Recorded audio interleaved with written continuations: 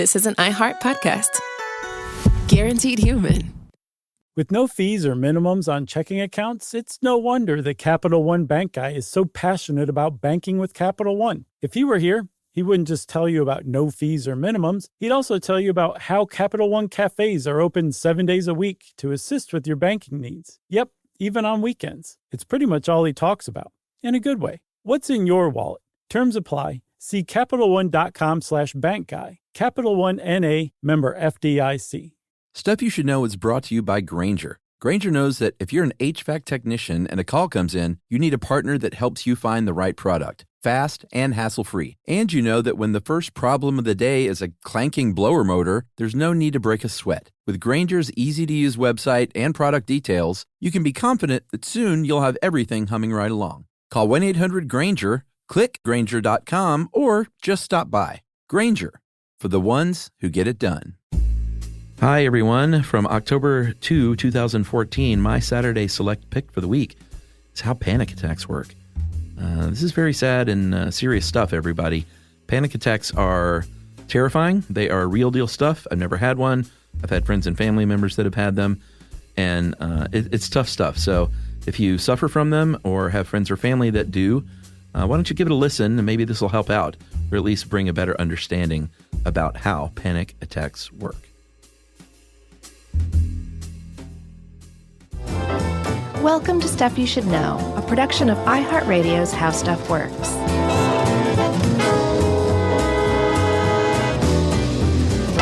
Hey, and welcome to the podcast. I'm Josh Clark. There's Charles W. Chuck Bryant and Jerry. So it's Stuff You Should Know. Yep. Widespread panic. Yeah. Did you see that video? No, which one? There was a dude, this was just like 2 days ago, that went up on stage and attacked the band. Oh, no, I didn't see that. Yeah, and they've got the whole thing, and it was during one of the really repetitive, drony parts of a song. And I haven't seen an explanation, but I went to the Widespread Panic Facebook thing because there was a big thread about people talking about it, and I just said, hero. Did you really? Yeah, and I had people gang piling me going, hero. That's hilarious. It's dangerous. You troll. I thought it was pretty funny. He attacked the members of the band. Yeah, like physically, and I couldn't quite. He attacked the drummer, and he was upset. And wow, I don't know if that part of the song made him snap, but it was definitely one of those repetitive donk, dink, donk, dink, over and over and over. Yeah, he's like, stop. But he was at the show, so that'd be weird, unless he went there to attack them. Yeah, it was probably the bath salts. Maybe so. So we're not talking about that kind of panic. That's more a psychotic break. And this is not widespread at all. It's very individualized panic. It is, but it turns out people suffering from this is kind of widespread. How about that? So it fits a little bit. Sure. Instead, we're talking about panic attacks and the combination of panic attacks or the culmination of panic attacks that can lead to something called panic disorder. Yeah. And it is a sucky mental condition. Yeah. That about 2.8% of Americans, which is a pretty significant amount of people. Yeah, that's more than bipolar, which we've covered. Yeah. And schizophrenia. Yeah, and OCD, which we've covered all three of those. Yeah.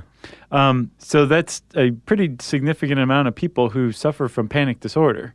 Right. But that's different than just plain old panic attacks. Even though to have panic disorder, you have to have panic attacks. But if you have panic attacks, you don't necessarily have panic disorder, right? Right, exactly. And I've had two experiences, which I'll talk about at some point through the show. Not personally, but Emily had a panic attack once.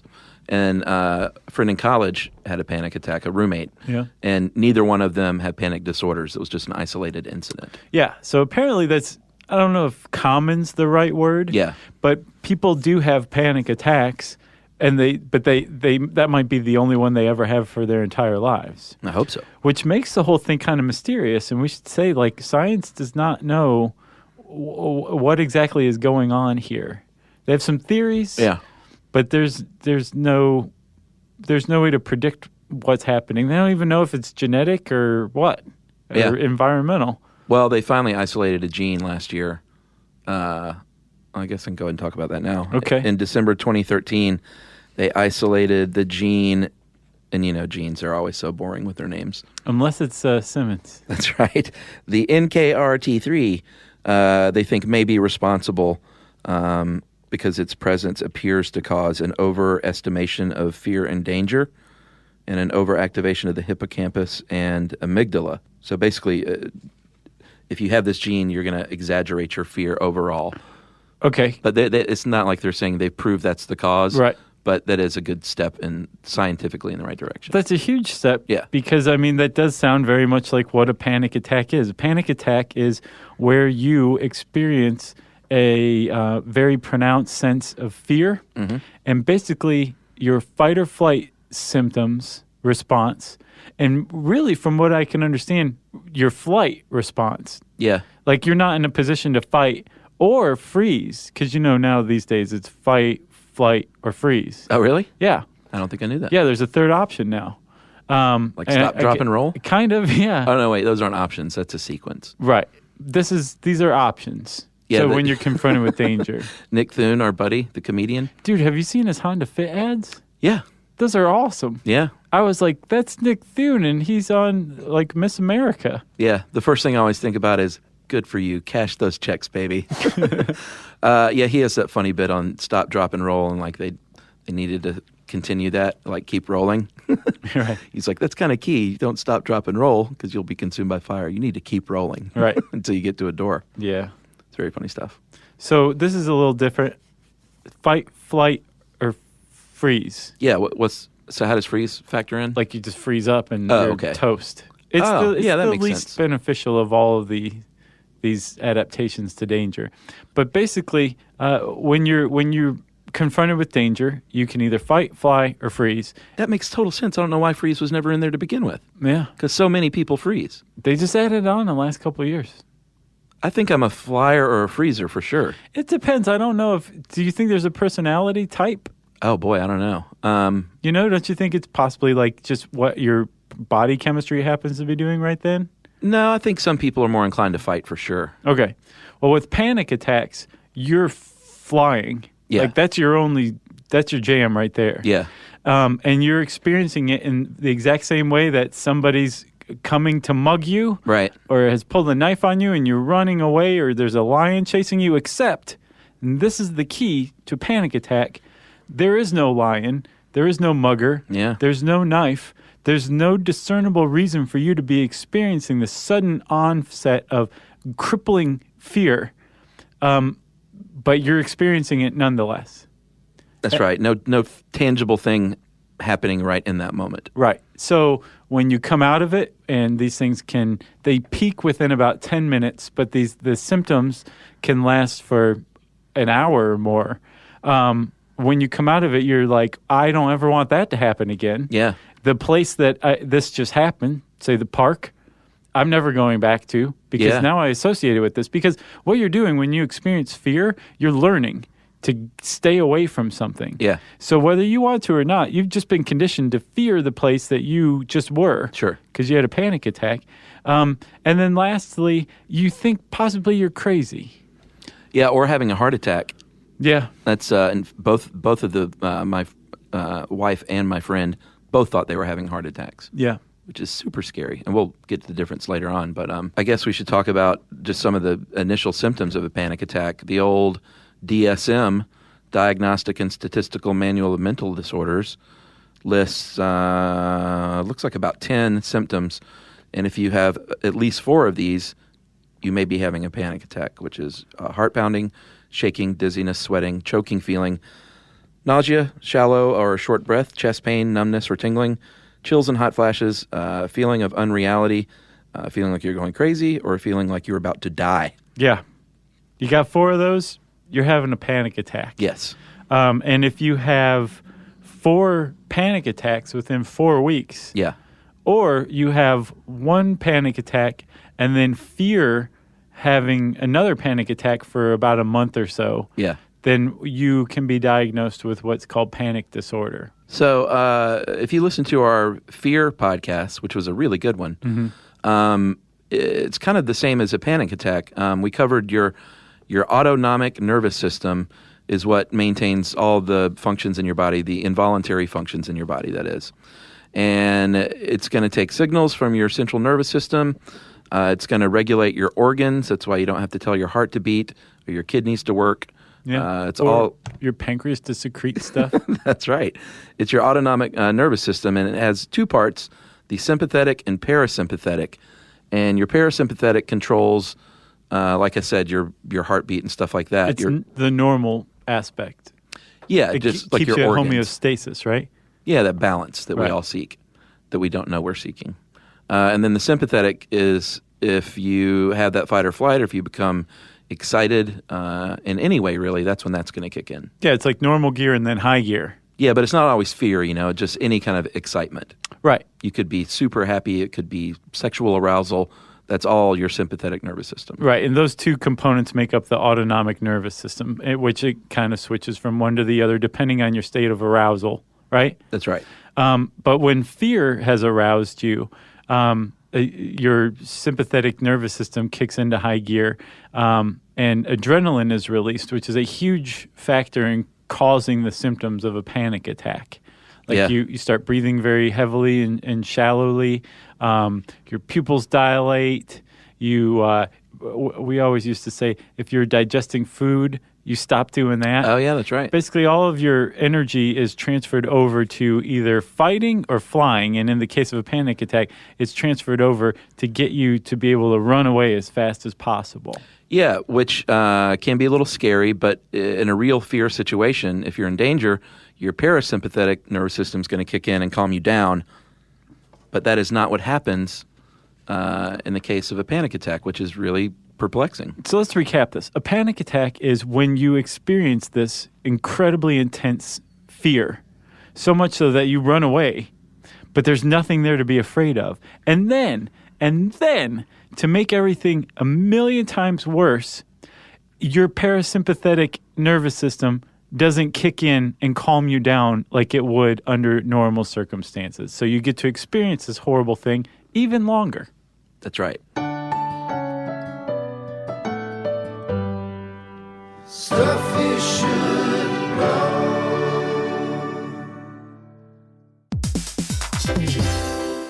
Hey, everybody, here's a fact for you. In the United States, there is a break-in every 26 seconds, and that means that somewhere right now, an intruder is getting closer. And the problem with most security systems is that they only alert you after the break-in has started, and that's too late. Well, that's what makes SimpliSafe different. They use alerts. SimpliSafe's U.S.-based live agents, they identify threats on your property and help deter them before they actually break in. So the intruder never gets into your house. The crime is stopped before it even starts. That's right. And another great thing about SimpliSafe is they have no long-term contracts. They give you peace of mind and great value with their monitoring deterrence plans because they just start at about $1 a day. Yeah, SimpliSafe sent us a setup years back, and I still use mine every day. Yeah, and apparently setup, you can do it by yourself in under 30 minutes. So it's a really good value and it doesn't take long. So if you want to experience the SimpliSafe peace of mind, you can take advantage of the SimpliSafe discount offered to Stuff You Should Know listeners. Right now, you can get 50% off your new system by visiting simplisafe.com/stuff. That's half off at simplisafe.com/stuff. There's no safe like SimpliSafe.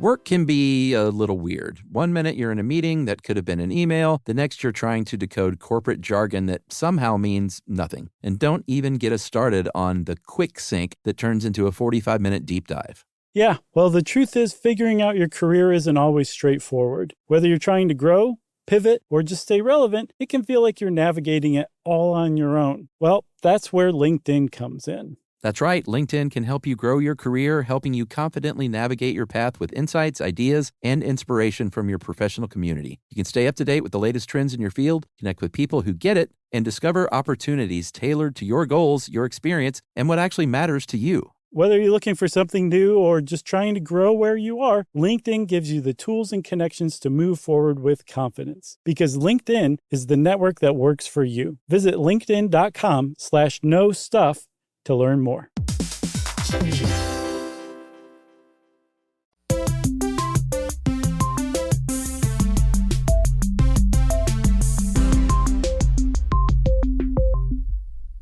All right, so like I said before, breaking news from December of last year, they think they've isolated a gene Previous to that, some research has said it could be genetic because identical twins experience it more than fraternal twins, but it's always been sort of up in the air. There have been contradictions as well of a genetic basis. They think it's also possibly epigenetic or environmental. Like apparently one study found that a lot of people who have panic disorder had some sort of traumatic incident happen in their childhood.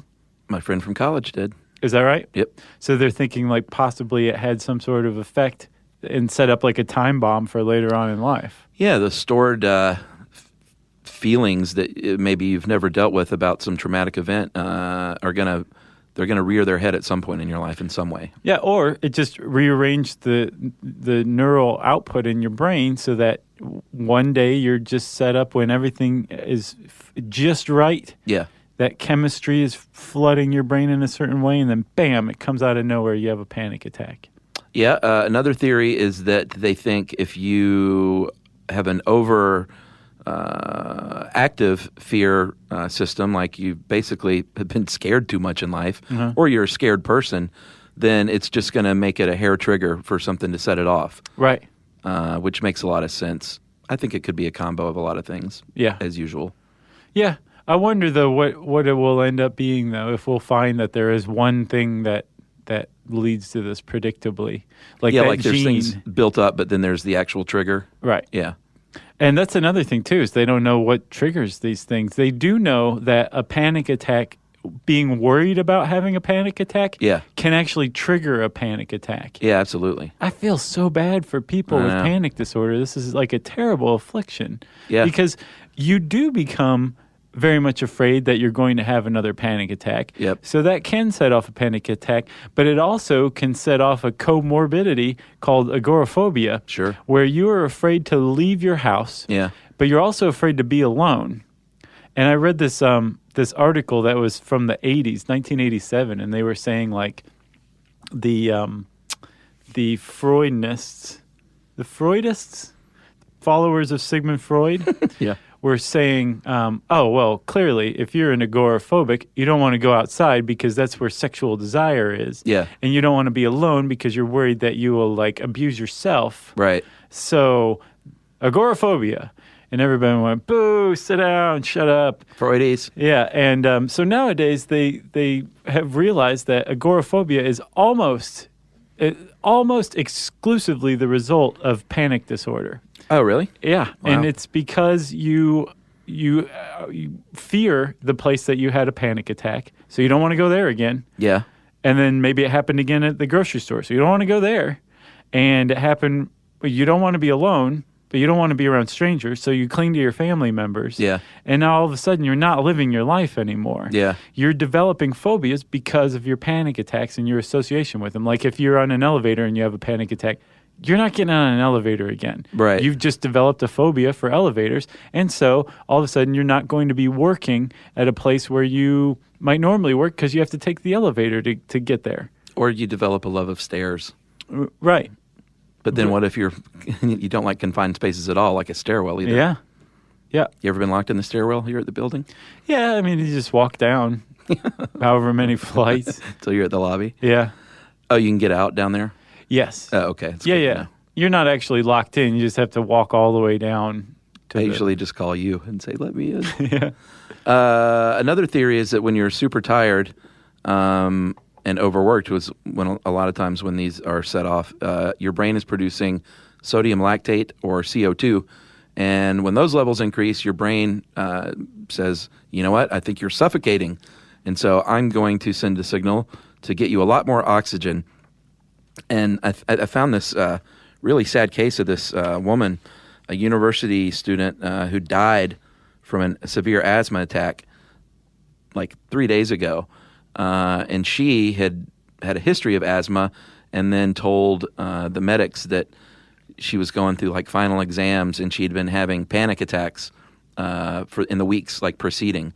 So breathing is a huge part of panic attacks. And as evidenced by her, if you have asthma, it's can be deadly, which is super, super scary and sad. Oh, that's sad. Yeah. Then one other, I guess there's a neurological basis, they believe, for people who have panic attacks people who suffer from panic disorder tend to have fewer serotonin receptors. Yeah. And apparently also GABA, which helps us get to sleep. It's called a gamma aminobutyric acid. Let's call it GABA. Yo, GABA. Those two have some sort of role in panic disorder. Like you don't have enough serotonin and your body's not producing enough GABA, you may be prone to panic disorder. There isn't like a specific type of person that necessarily gets a panic attack. It can happen to anyone, but usually it happens if you're in your 20s, although they say kids can get it as well, have a panic attack or a disorder. Twice as many women have a panic disorder, develop one as men, which is pretty interesting. And like you said, just the fear, like having had one before, that fear can lead to more. So it's very cyclical. Yes. And, that one paper from 87, I can't tell if it was arguing in favor of panic disorder being like an evolutionary adaptation. Yeah. And like possibly beneficial. Or if they were saying like, some people think this, can you believe this? But one of the points that this guy made was, well, twice as many women have panic disorders as men. Right. So clearly it's an evolutionary adaptation because women wouldn't have had to have gone as far away from camp while they were gathering food as men. Yeah, sure. So men couldn't stand to have a panic attack, or it wouldn't be an adaptation for men. Right. It would be for women. Plus, women can't run as fast when they have kids to carry, so they need to be on alert a little more. Gotcha. It's just smelled like bunk. Yeah. 1987 bunk. Yeah, that was a big year for bunk. Yeah. If you do have a panic disorder, you may have a hard time getting your family to understand it. Sometimes they overreact and think it's like way more severe than it is. Sometimes they underreact and say, it's all in your head. Right. Like just calm down. But either way, saying, boy, you're nuts, or you just need to relax. Neither one of those is going to help out a loved one. Chill out. There's no lying. Yeah, doesn't help. One thing I've learned in arguments and fights with my wife is, and I learned this early on, is telling someone to relax never causes someone to relax. No, it's it does like not. The worst thing you can do if something's heated is to say, just relax. It is true. That's just going to ramp it up. Yes. So that's my advice for couples out there in any relationship, really. It's good advice, Chuck. Thank you. There is a silver lining to all this in that panic disorder is actually highly treatable. It's, the treatments that they've come up with are pretty successful, and we will talk about those treatments right after this. Stuff you should know. Hey, everybody. Here's a fact for you. In the United States, there is a break-in every 26 seconds, and that means that somewhere right now, an intruder is getting closer. And the problem with most security systems is that they only alert you after the break-in has started, and that's too late. Well, that's what makes SimpliSafe different. They use alerts. SimpliSafe's U.S.-based live agents, they identify threats on your property and help deter them before they actually break in. So the intruder never gets into your house. The crime is stopped before it even starts. That's right. And another great thing about SimpliSafe is they have no long-term contracts. They give you peace of mind and great value with their monitoring deterrence plans because they just start at about $1 a day. Yeah, SimpliSafe sent us a setup years back, and I still use mine every day. Yeah, and apparently setup, you can do it by yourself in under 30 minutes, so it's a really good value and it doesn't take long. So if you want to experience the SimpliSafe peace of mind, you can take advantage of the SimpliSafe discount offered to Stuff You Should Know listeners. Right now, you can get 50% off your new system by visiting simplisafe.com/stuff. That's half off at simplisafe.com/stuff. There's no safe like SimpliSafe.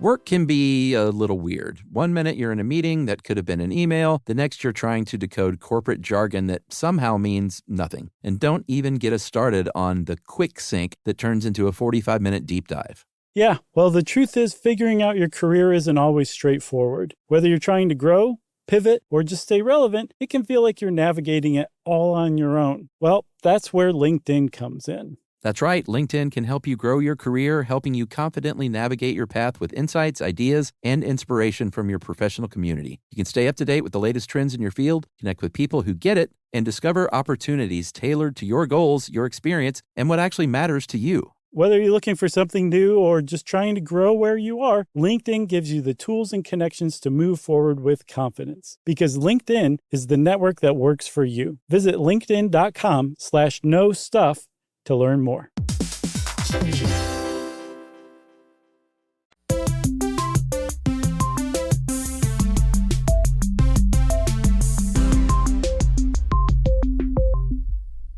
All right, so you mentioned that they are treatable. They have found success rates through medication and therapy, which seem to be about the same as far as how effective they are, between 60 and 90% of the time. That's pretty good. Yeah, that's not bad at all.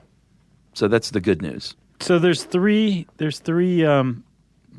typical methods of treatment: antidepressants, Yeah. anti-anxiety pills, Yeah. and therapy. Yeah. And you might use them, independent of one another, in conjunction with one another. I also saw beta blockers. Some people use beta blockers to treat them, but they're not quite sure what's going on with that. I've used those before live performances. Those are the ones I read about that. You gave me one, and I was like a useless worm.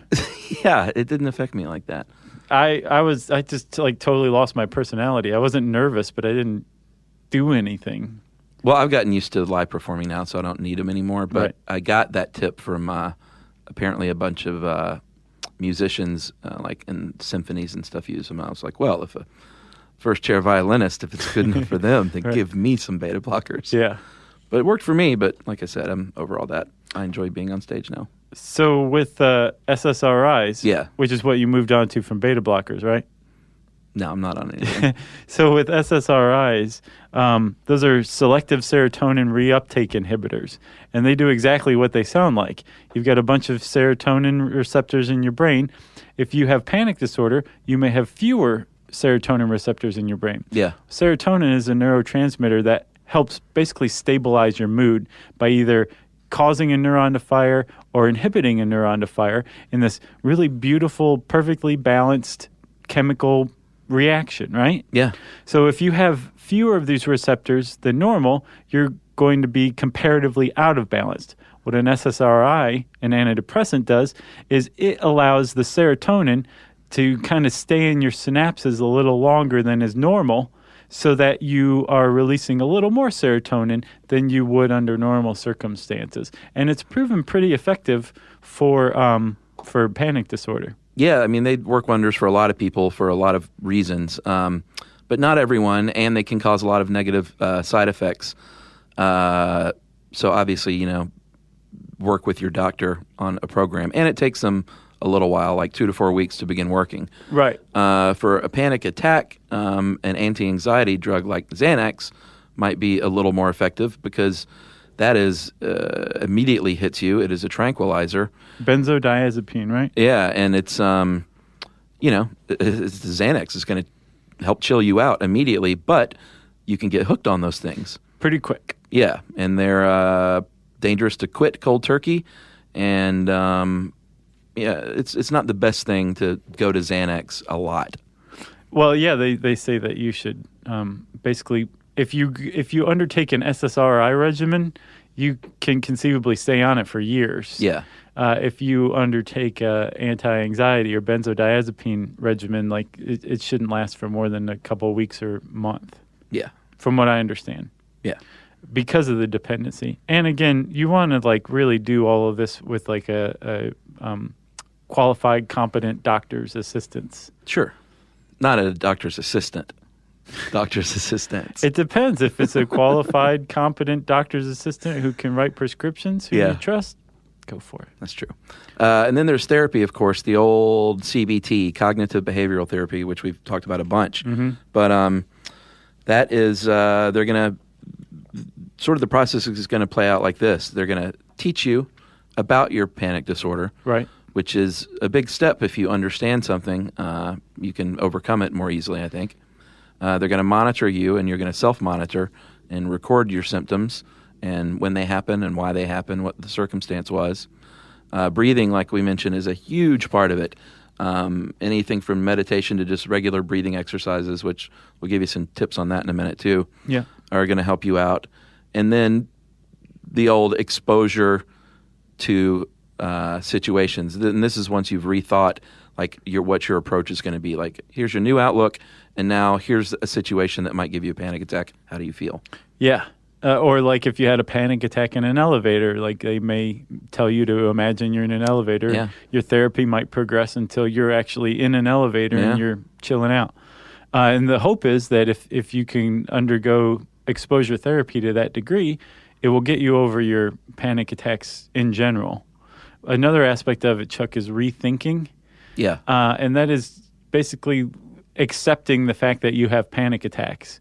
Apparently, if you can say, I'm having a panic attack, or I have panic attacks, and you acknowledge it to yourself and to other people, it immediately turns down the volume on the whole thing. Yeah, I noticed some similarities in someone guiding someone through an LSD trip and guiding someone through a panic attack. Yeah. It's interesting. A lot of it is like understanding, like, I am having an acid trip. I am not having a good time. It's the same thing as I'm having a panic attack, and this is no good. Right. And if I understand that, then I can calm down more easily. Yeah, keeping it in just leads you to freak out more. Exactly. So that's CBT, cognitive behavioral therapy. And if you undergo therapy and you're still suffering from panic attacks, apparently being discouraged is a real problem with people with panic disorder. Yeah. Because you can still suffer them even if you're doing everything right. And so a lot of people have learned to cope, and there's some pretty common coping techniques for panic disorder. And like you said, the heart of the whole thing is breathing. Like when you suffer a panic attack, you start breathing shallowly and quickly, and you can hyperventilate. What you want to do is breathe from your diaphragm. And you can actually practice this in the times when you're not having a panic attack. Yeah, if you're a singer, you know how to breathe with your diaphragm. But if you're not, what you can do is lie down on your back, put some pillows under your head and knees, and put a hand on your stomach and a hand on your chest, and then practice breathing and making your hand on your stomach move without the hand on your chest moving. Right. And then tap the hand on your stomach while you make a circle with the hand on your chest. When you're really advanced. Wow. That's pretty impressive. And then another thing you can do is just literally like put a weight on your stomach and make Nothing sure too heavy. No. Like a book. Sure. Yeah. Like a nice atlas. Something that you can see going up and down when you're breathing with your diaphragm. That's right. And you want to just kind of breathe in the good, exhale the bad. Yeah, like I'm having a panic attack. This will pass. Yeah. I know this will subside. This is a temporary feeling, is what you should be saying to yourself. And if you're a person who's like out in public and you see somebody having a panic attack, you basically want to do the same thing that they're trying to do for themselves. You want to remain calm. You want to tell them that it's going to be over with pretty soon, that everything's okay. They have nothing to fear. You don't want to tell them to chill out, though. No. Guiding someone through relaxation is different than saying chill out, by the way. Right. Very different. They do recommend that you, if you have a problem with attacks in general, or if you have a disorder, you should exercise a lot. You should practice, they don't call it meditation, but that's really what it is deep breathing and relaxation. It's called mindfulness these days, isn't it? I don't know. I think that's what they call it. Because meditation turns people off, probably. I guess. Interesting. Cut out the caffeine and sugar and nicotine. That's a big one. Yeah, that's not going to help you at all, doing all those things. And, if this stuff is stuff that's building up inside of you, which it often is, learn how to express yourself a little more and talk about your issues. I know that in both of my cases, my buddy in college, it was during finals week, and I had gone to bed, and my roommate and another dude were out in the living room staying up. And one of them came and woke me up, and he's like, dude, he's having a heart attack. He's having a heart attack. And I didn't know anything about panic attacks, so we took him to the hospital, of course. And that's all it was. It was a panic attack. He calmed down. I think they might have given him something there, some sort of medication to calm him down. Probably benzodiazepine. Yeah, probably like a good shot in the arm of that stuff. And he was like, oh, I'm fine. Right. With Emily's case, she had been under a lot of stress and was driving back from Akron, Ohio to Atlanta.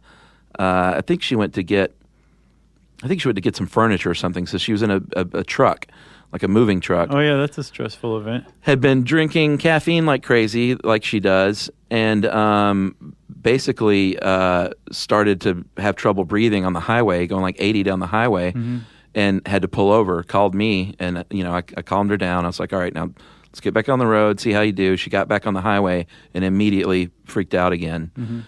And I flew to Cincinnati and went to her hotel and drove her home. Nice. Yeah. I mean, there was really no choice at that point. Yeah. When it's your wife, plus it was a good opportunity to get on the white horse, and ride in and save the day.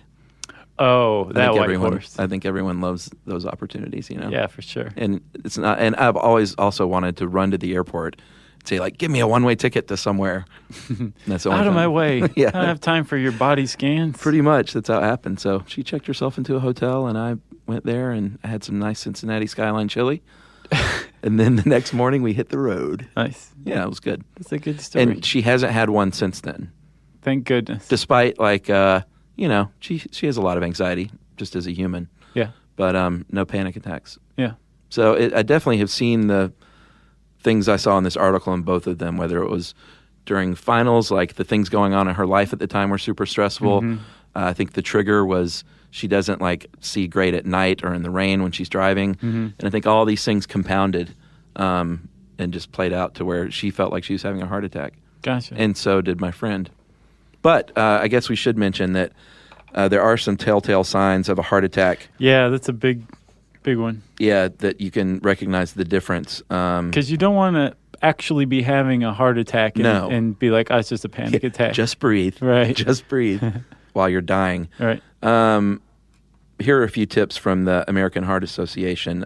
Pressure in the center of your chest that persists longer than a couple of minutes or goes away then returns. Shortness of breath, pain in the arm or upper body. You might feel nauseous or faint. And, of course, if you're ever in doubt, call 911 because, like you said, you don't want to be having a heart attack thinking it will subside. No. There will be egg on your face. Well, yeah. To say the least. Exactly. If you want to know more about panic attacks and panic disorder, type either one of those sets of words into the search bar at How Stuff Works, and it'll bring up this article. And since I said that, it's time for listener mail. I'm going to call this Basement Fear. Hey guys, I know most listeners know your podcast is great for learning and entertainment, but I found another purpose: distraction from stress-induced irrational fears. Oh, that sounds familiar. We were just talking about this kind of thing. Oh, yeah. Yeah. And I didn't even realize it when I picked this out. How about that? It's called serendipity. I grew up in a house with a creepy, gross basement where we did laundry, and it never bothered me. My fiance, James, and I recently moved into a house with a non-creepy and non-gross basement, but I think the stress of planning a wedding is getting to me because when I need to go down into the basement to do laundry, I nearly have a panic attack imagining a person lurking in the basement. I've started playing an episode of Stuff You Should Know on my iPhone and carrying it in my pocket when I need to go down to the basement. Stay back, spirits. Yeah, exactly. So we literally accompany her into the basement, which I think is hysterical. Yeah. I am busy enough enjoying your humor and information that I don't get as overwhelmed by this irrational fear. I think it may even be waning now, so I continue to make myself go down into the basement and see that my fear is not really based in any reality at all. That's CBT. That's exposure therapy. Yeah. Really. Boom. Nice. Also, before this weird basement fear popped up, I long called you guys my cleaning crew because I listened to episodes while doing my chores. And that is from Kelsey in Kansas City, Kansas, not Kansas City, Missouri. And Kelsey, good luck with that. And just don't look behind that door that was over helpful. near the washing machine. That was very helpful. Just kidding, Kelsey. There's nothing down there. And just take us with you. We will protect you. Yeah. Because spirits don't like us. No. The podcast is coming from inside the house. If you want to get in touch with Chuck or me, you can tweet to us at SYSK Podcast. You can join us on Facebook.com stuff you should know. You can send us an email to stuffpodcast@howstuffworks.com. And as always, join us at our home on the web, stuffyoushouldknow.com. Stuff You Should Know is a production of iHeartRadio's How Stuff Works. For more podcasts from iHeartRadio, visit the iHeartRadio app, Apple Podcasts, or wherever you listen to your favorite shows.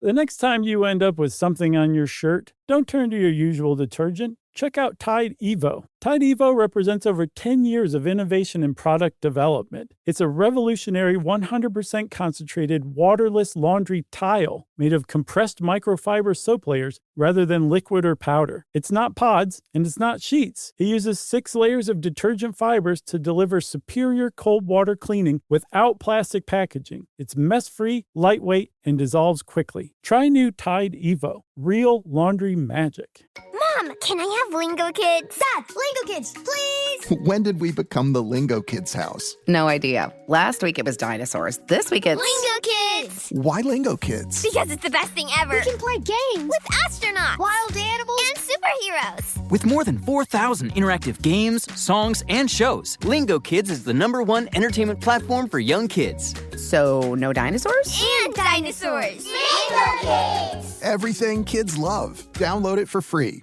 This is an iHeart podcast. Guaranteed human.